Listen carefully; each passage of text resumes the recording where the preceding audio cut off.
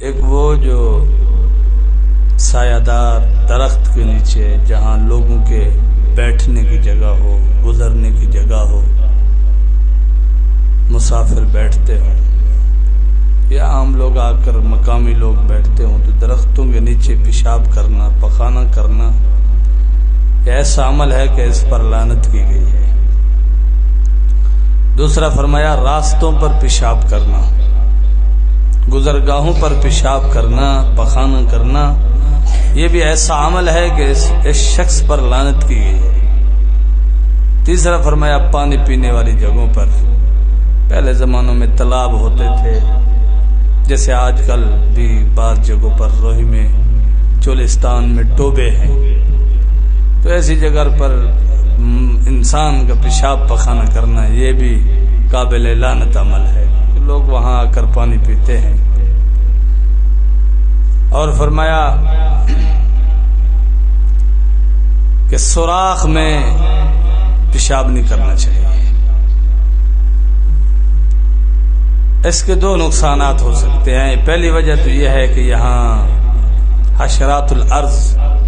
کیڑے مکوڑے، سانپ، بچھو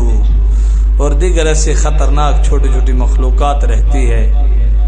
تو ایسی جگہوں پر پیشاب نہیں کرنا چاہیے۔ اگر پیشاب کریں گے تو یہاں سے وہ نکل آئے گی تو اس سے نقصان ہوگا، کسی بھی قسم کی انسان کو تکلیف پہنچا سکتے ہیں، یہ چیزیں ایذا مل سکتی ہے۔ اور دوسرا مظاہر حق جدید، یہ شرح ہے مشکات شریف کی، تو اس میں ایک واقعہ لکھا گیا ہے کہ ایک صحابی تھے حضرت سعد بن عبادہ خزرجی رضی اللہ عنہ،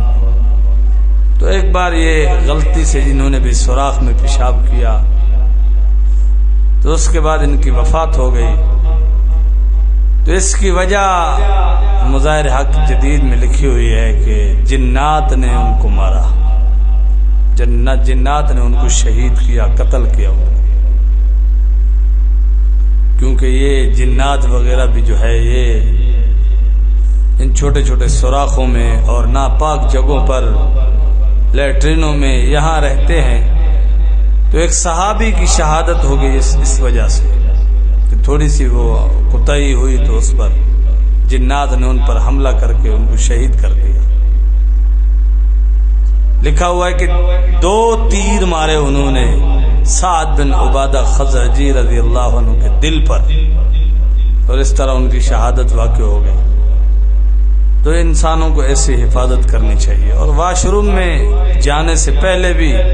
جو حدیث پاک میں حدیث منقول ہے اللہم انی اعوذ بک من الخبث والخبائث پڑھنی چاہیے، کیونکہ یہ بھی جنات کے رہنے کی جگہ ہے۔ جنات جو ہے یہ انسان کے شرمگاہوں کے ساتھ کھیلتے کودتے ہیں، اگر دعا پڑھ لی جائے تو رب العالمین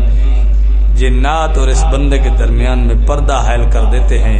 جس سے اس کی حفاظت ہو جاتی ہے۔ اللہ سے دعا ہے کہ رب العالمین عمل کی توفیق عطا فرمائے۔